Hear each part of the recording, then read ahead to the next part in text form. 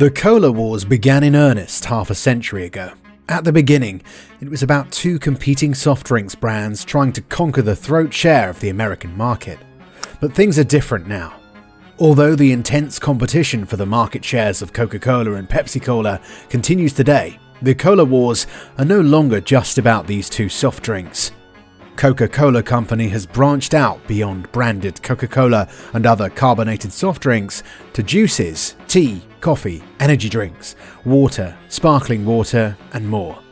PepsiCo, in addition to soft drinks and a host of other beverages, also owns snack and food brands including Frito-Lay and Quaker Oats. So while Coca-Cola remains beverage-centric, PepsiCo is just as much a food company as it is a beverage company. Today, the Cola Wars are no longer about winning in the American market. Both companies have gone global and they compete as intensely in global markets outside the United States. Today, each company owns over 200 master brands, with many billion-dollar brands in their product portfolios. This is the first episode of a two-part video series on Cola Wars on Boardroom Breakdown. Over the two episodes, we'll compare and contrast the Coca-Cola Company and PepsiCo, two business titans whose products are known and loved across the world. Their products can be found everywhere, from mega cities throughout the globe to remote villages and faraway islands. It's only in a few countries like Russia, Cuba, and North Korea that you cannot enjoy Coca-Cola, Pepsi-Cola, and their other products in the open market. The stories of the cola giants began around the same time, in the late 1800s. But there's very little that is old about the Coca-Cola Company and PepsiCo besides their original formulas. Today, both are thoroughly modern businesses in how they operate, compete, and plan to win the hearts and minds of consumers with evolving tastes and lifestyle preferences. Going beyond the intense competition between the cola giants, dubbed Cola Wars, since the mid-1980s, there's a lot to unwrap and unravel about their businesses. Our primary interest, and yours too, is about what entrepreneurs and businesses, large and small, can learn from these two immensely successful competitors. In this episode, we take a look at their beginnings and their evolution into thoroughly modern companies. We will begin to explore the secrets of their business models to fully understand their secrets to success. I did say their secrets to success. Hasn't one or the other company won the Cola Wars yet? No. The Coca-Cola Company and PepsiCo are both winners in different ways. This is because the intense competition is no longer just about becoming America's most popular soft drink. The story goes deeper. It calls for unraveling layer upon layer of reasons that led to their success. Whether in business or in our personal lives, most of us have been taught to learn lessons only from successes, but to gain real and actionable insights, we also need to learn from the winners as well as their closest competitors. This emphasis about learning from competitors is not our belief alone.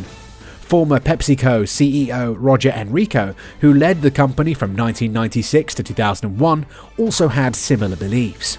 Here's what he says in his 1988 book, The Other Guy Blinked and Other Dispatches from the Cola Wars. The warfare must be perceived as a continuing battle without blood. Without Coke, Pepsi would have a rough time being an original and lively competitor. The more successful they are, the sharper we have to be. If the Coca-Cola Company didn't exist, we'd pay for someone to invent them. And on the other side of the fence, I'm sure the folks at Coke would say that nothing contributes as much to the present-day success of the Coca-Cola Company than Pepsi. Sure, it's easy to say yes, Coca-Cola is undoubtedly the world's favourite soft drink by volume, but it hides the important fact that PepsiCo's 2023 revenues, the most recent full year of performance available as we make this video, were roughly double that of Coca-Cola's. As a result, PepsiCo ranked 44th on the 2024 Fortune 500 list of America's largest corporations, 50 spots ahead of the Coca-Cola Company, which ranked at 95th. How did Coca-Cola and PepsiCo get to where they are today? What strategic decisions and approaches helped them win year after year? Where did they stumble, if they did? And how did they recover? What would investors have earned if they invested early, or even 10 years back, in their shares? There's a lot to learn from both the Coca-Cola Company and PepsiCo about product development, brand building, business growth, business models, profitability, and future-oriented sustainable business practices. So let's begin our exploration by setting things in context. In 1955, the Fortune magazine, known the world over today for its in-depth articles and ranked lists, published the first Fortune 500 listing. The Fortune 500, then as now, is a list of the 500 largest US corporations ranked by their annual revenue. Each year, only a small fraction of America's incorporated companies make it onto the revered list, and each one must re-qualify every year for the privilege. As the Fortune 500 celebrated its 70th year in 2024, the magazine revealed that 49 companies had been included in the ranking every year, from 1955 till 2024. Fortune calls them America's corporate Olympians, and both Coca-Cola and Pepsi were in this lofty club of 49. Coca-Cola had a lot more revenues than PepsiCo in the mid-1950s, but their fortunes have reversed since, at least in revenue terms. In 1955, with revenues of $243 million, Coca-Cola Company ranked as the 126th largest US corporation on the Fortune 500 list. By 2024, based on 2023 figures, Coca-Cola had climbed up the ranks to be 95th on the Fortune 500 list with revenues of $45.754 billion. In contrast, PepsiCo, which entered the first Fortune 500 list in 1955 with revenues of $74 million, had a ranking of 364. By 2024, PepsiCo ranked 44th on the Fortune 500 list with $91.47 billion in revenues, roughly double that of Coca-Cola's. They're also among the world's largest companies. In the 2024 Fortune Global 500 list, PepsiCo ranked 123rd in the world, while Coca-Cola ranked at 332. The story of the Cola Wars, or what would later become the Cola Wars, began in the late 1880s. Coca-Cola was invented in 1886 and Pepsi-Cola in 1893. But there was another soft drink that beat both in terms of market entry. That is Dr. Pepper, which first entered the American soft drink market in 1885 in Waco, Texas. If you're wondering why we bring up Dr. Pepper, that's because the brand can now be considered a serious contender in the modern cola wars, at least in the US market. According to the Beverage Digest, in 2023, Dr. Pepper caught up with Pepsi by capturing 8.34% of the market to Pepsi's 8.31%. The cola wars are getting rekindled now that there's serious competition as to who will be America's second favourite soda brand going forward. But more on that later. The world got its first taste of Coca-Cola in 1886 in Atlanta, Georgia. In May of that year, a local pharmacist named Dr. John Stith Pemberton produced a syrup made with coca leaves, cola nuts, and sugar. He was looking for a headache cure. He carried a jug of it down the street to Jacob's Pharmacy, where the first tasters pronounced the mixture of syrup and carbonated water excellent. The delicious and refreshing, newly formulated soft drink went on sale as a soda fountain drink for 5 cents a glass. In its first year, Coca-Cola sales averaged a modest 9 drinks a day. These were the early days of marketing, thinking that the 2 C's would look well in advertising. Frank M. Robinson, who was Dr. Pemberton's partner and bookkeeper, suggested the name and penned the now famous trademark Coca-Cola in a handwritten script that was popular at the time. The first newspaper ads for Coca-Cola soon appeared in the Atlanta Journal, inviting people to try the new and popular soda fountain drink. Hand-painted oilcloth signs inviting people to drink Coca-Cola appeared on store awnings. Not realizing the true potential of the beverage he created, Dr. Pemberton gradually sold off portions of his business to various partners. Just before his death in 1888, he sold the remaining interest in Coca-Cola to Asa G. Candler, an Atlantan with great business acumen. He proceeded to buy additional rights and acquire complete control of the company. In 1891, the formula was altered to contain only 1/10 the amount of coca leaves, or cocaine, of the original formula. The Coca-Cola Company was incorporated in 1892. The first bottling plant opened in Vicksburg, Mississippi 2 years later. The following year, Coca-Cola expanded from soda fountains into bottled distribution across the southeastern United States. Having conquered the American market in 1900, Coca-Cola was introduced to Cuba, its first overseas market. The company went public in September 1919, trading on the New York Stock Exchange, NYSE, under the ticker symbol KO, which it continues to use today. The initial public offering, IPO, helped the company raise capital to expand its operations, grow its bottling system, and to invest in marketing campaigns. It was the beginning of Coca-Cola's transformation into a global beverage powerhouse. In 1921, in the heat of the Mexican Revolution, Coca-Cola was introduced in Mexico. Their sales surpassed $1 billion in 1944, making it one of the first global consumer brands to become a billion-dollar company. This milestone was achieved through the widespread popularity of its flagship product, Coca-Cola, and its successful expansion both in America and internationally. During World War II, in a brilliant strategy, Coca-Cola positioned itself as a morale booster for the US troops. The company ensured that soldiers anywhere in the world could purchase a Coca-Cola for 5 cents.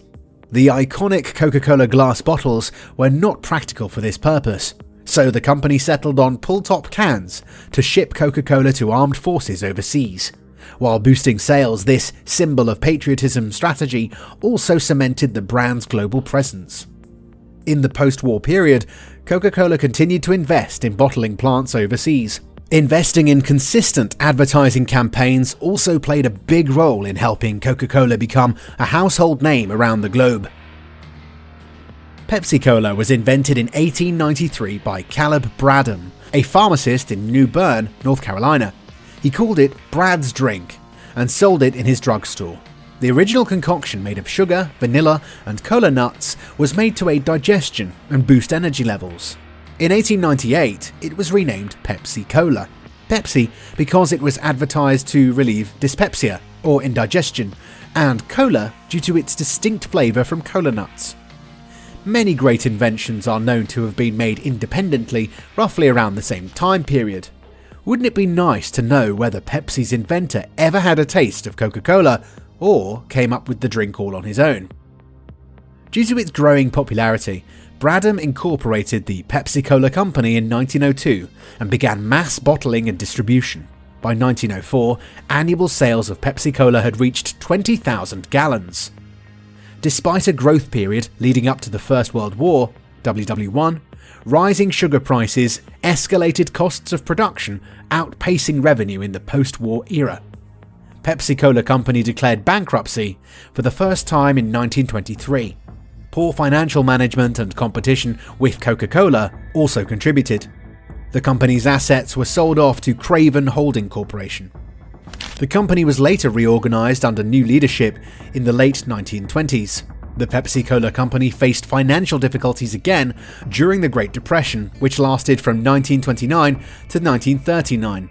Declining sales, coupled with the economic downturn and an inability to compete with Coca-Cola, forced the company into bankruptcy again in 1931. At this point, the company was acquired by Charles Guth, a candy manufacturer. Guth reformulated the product and implemented new strategies to help revive the Pepsi-Cola brand. Employing a notable and brilliant marketing tactic, Pepsi-Cola began offering 12-ounce bottles for the same price as Coca-Cola's 6-ounce bottles. This gave Pepsi a significant competitive edge in a financially depressed economy. Thus revived, Pepsi-Cola Company entered the international market in 1934 by exporting its Pepsi-Cola syrup to Canada. However, significant international expansion began only in the post-World War II era. The company went public in June of 1965, following the Pepsi-Cola Frito-Lay merger, which created the modern PepsiCo. Company shares were first traded on the Nasdaq stock exchange under the ticker symbol PEP, which it continues to use today. Going public gave PepsiCo the capital it needed to grow its business, expand and diversify the product portfolio with beverages and snacks, and compete more effectively on a global scale. With the merger and IPO, the broader revenue base accelerated PepsiCo's growth trajectory and enhanced resilience against market fluctuations in any single category. This diversified product portfolio remains a key strength of PepsiCo to this day. On the branding front, Pepsi positioned itself as a youthful, energetic alternative to Coca-Cola. Successful ad campaigns like the Pepsi generation in the 1960s and 70s helped it build a loyal consumer base, particularly among younger demographics. PepsiCo expanded its soft drink portfolio to include Mountain Dew, Diet Pepsi, both in 1964, and other offerings with broader consumer appeal. Snack products including Doritos and Cheetos from Frito-Lay boosted overall revenues. In the 1960s and 70s, the company grew its presence in Europe, Asia, and Latin America.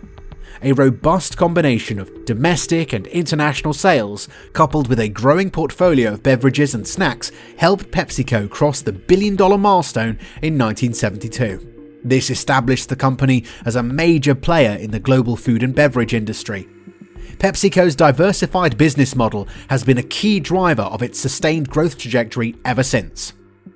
The Cola Wars began in the mid-1970s as a marketing and advertising war between two octogenarian companies for the mind share and throat share of their flagship brands, Coca-Cola and Pepsi-Cola.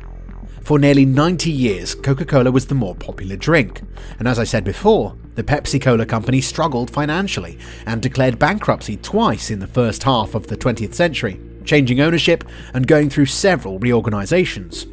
But despite setbacks, the two brands, Coca-Cola and Pepsi-Cola, have had a long-time rivalry, competing for market share and mind share of beverage consumers both in the US and overseas. Here's how the US market share for the colas fared from 1975 till 2019. According to The Economist magazine, Coca-Cola maintained a leading position with over a third of the market share during the 1970s. Pepsi's market share in the US soft drinks market began rising rapidly around 1970, from around 20% to cross 30% by 1990. Although Coca-Cola was still more popular than Pepsi among Americans into the 1990s and beyond till this day, the rate at which its market share was growing slowed down as Pepsi's market share began to rise. Here's what happened. In 1975, emboldened as a fresher in the billion-dollar club of American business, PepsiCo took its first direct hit at Coca-Cola. Until this time, the Cola Wars were fought in silence, wielding the 4 Ps of marketing: product mix, pricing, place or consumer access, and promotion. Promotion here refers to advertising and marketing. Other than introducing new products and variants, the biggest share of the war chest was dedicated to the most important weapons. Those are advertising and marketing budgets. In 1975, with a marketing campaign aptly named the Pepsi Challenge, PepsiCo conducted blind taste tests among consumers. The results showed that more people seemed to prefer Pepsi over Coca-Cola. This was an outright escalation into the Cola Wars. David Greising, the author of I'd Like the World to Buy a Coke, says that the Pepsi Challenge was not just a marketing gimmick, it was true.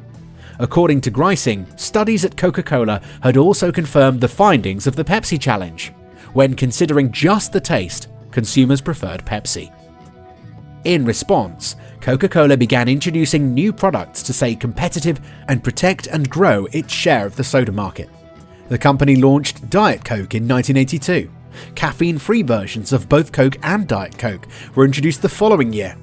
Winning with every product is not guaranteed, even for cola giants. Coca-Cola introduced New Coke in 1985, boasting a new sweeter recipe similar to Pepsi's. This ploy backfired. Consumers were outraged. They demanded the return of the original product. Pepsi, meanwhile, went on the attack, capitalizing on the New Coke backlash. They released a commercial showing a young girl criticizing the brand, trying a Pepsi and loving it. The commercial announced to the world that Pepsi was the choice of a new generation. Coke backtracked. Within 3 months, it announced the relaunch of its original soda as Coca-Cola Classic. The setback could have spelt disaster for Coca-Cola, but actually paid off for the company in a positive twist of the law of unintended consequences. People became excited about the return of Coca-Cola Classic and began buying more Coke. To this day, Coca-Cola Classic remains the undisputed winner in soft drinks globally, according to Brand Finance's Non-Alcoholic Drinks 25 2023 ranking, and Pepsi-Cola occupies the second spot. To put things in context, Red Bull, Monster, and Nescafé occupied the third, fourth, and fifth spots, on this list. Gatorade, another brand owned by PepsiCo, came in 6th, ahead of Dr. Pepper, and Sprite, owned by Coca-Cola, came in 8th. The biggest theatre for cola wars was, and is, the US. It is the world's largest market by far for soft drinks, both then and now. If you ask who sells more soft drinks to Americans, the answer might be obvious. It's Coca-Cola. Coca-Cola's carbonated soft drinks brands dominated the US market with 69% of market share in 2023, according to Ad Age. Pepsi brands collectively came in a distant second at 27%. Canada and the US together accounted for 36.6% of Coca-Cola's global net operating revenues in 2023, so that is an important turf to protect. Coca-Cola's largest overseas markets outside Europe, Mexico, China, Brazil, and India together accounted for 30% of total unit case volumes of the company in 2023. It's more difficult to get comparative figures for PepsiCo's soft drinks in total because they are reported regionally along with food revenues. Even if you compare the US market shares for individual soft drinks, Coca-Cola and Diet Coke together have a bigger share of the US soft drinks market compared to Pepsi and its most popular brand, Sprite, put together. One thing is certain, Coca-Cola sales matter a lot more to Coca-Cola Company than Pepsi sales to PepsiCo. Because of its diversified product portfolio, Pepsi depends on soft drink sales to a much lesser degree. 50 years after the Pepsi challenge, Coca-Cola still retains market dominance in the US, and Pepsi's market share, which kept on rising till 1990, began to decline from then on. Until 2022, Pepsi was still America's second favourite soft drink. Then in 2023, for the first time, Dr. Pepper stole that spot away from Pepsi. PepsiCo is not likely to yield this spot to Dr. Pepper that easily, so we can count on the cola wars to continue both in the US and across the world. While the cola wars were waged mostly through advertising and marketing, that's just one part of the story. How did Coca-Cola and PepsiCo get to where they are today? To find the answers, we need to take a closer look at their business models. That's where we can find the winning formula for each company. A business model is a description of how a business creates, delivers, and captures value. A business model is made up of 4 interlocking elements: the value proposition, resources, processes, and profit formula and priorities, that together help create and deliver value. When you look at a business model, you can learn how that business conducts itself, what its priorities are, and how it spends, invests, and earns money to generate a profit. How a company's business model operates and how it can be modified is part of that company's business strategy. We'll focus on some of the most important aspects about Coca-Cola and PepsiCo to find out how they have structured their business models so that they can continue to grow and generate profits year after year. The value proposition is a key element in a business model that explains how a company creates and delivers value to its customers. It is expressed in the promises a business makes to fulfill their customers' needs or goals. Here's Coca-Cola's core value proposition statement. Coca-Cola offers refreshment, joy, and connection through an unparalleled variety of high-quality beverages made accessible to everyone, everywhere, while fostering sustainability and innovation for a better future. This is PepsiCo's value proposition statement. PepsiCo delivers a wide variety of delicious, convenient, and innovative food and beverage products that enhance everyday moments while advancing health, sustainability, and global well-being. We compared the key elements of Coca-Cola and PepsiCo's value propositions and found that they were similar in many ways. Both have diverse product portfolios with several billion-dollar brands. The key difference here is that Coca-Cola deals in beverages only, while PepsiCo has a diversified portfolio including beverages, snacks, and convenience foods. Both companies can boast of their legacies and the trust they have built with their global consumer base. Consumers count on the quality and consistency of their products. Their products are accessible worldwide. Both companies are responsive to consumer needs, preferences, and lifestyles. They innovate on new products and flavors, expanding their product offerings to include health and wellness options. They customize not just products, but also packaging. PepsiCo is more flexible in terms of adapting its products to local market preferences. Affordability and value are priorities for both companies. They're also committed to sustainability, but in somewhat different ways. They differ somewhat in how they build their brands, communicate and engage with customers and potential customers. Coca-Cola counts on personalization, engagement, and cultural integration in their ad campaigns and promotions. PepsiCo counts on making emotional connections and lifestyle branding. PepsiCo also counts on celebrity endorsements as a key element in their brand-building efforts. In this episode of Cola Wars from Boardroom Breakdown, we looked at the history of the Coca-Cola Company and PepsiCo and how they evolved from regional soft drink makers to the prestigious club of America's corporate Olympians, while also conquering global markets. We began unwinding the secrets of the two companies' business models in search of their secrets to success. Beyond the value propositions, the promise they make to consumers, we must delve into the other aspects of the business models, figuring out how their profit formulas contribute to the success of these two companies. We also want to understand their priorities and find out how they became and remain winners in their chosen fields year after year. There are many ways to judge the success of business firms. If you expected a clear and definite winner to the Cola Wars, there isn't one. Join us in the next episode as we continue the compelling story of the Cola Wars between Coca-Cola and PepsiCo. Find out how the distinctive elements of their business models can explain continuing business success. We'll also talk about Coca-Cola and PepsiCo's vision for the future. Subscribe to the Boardroom Breakdown YouTube channel and press the bell icon to stay informed of our future videos. Please consider liking, commenting, and sharing.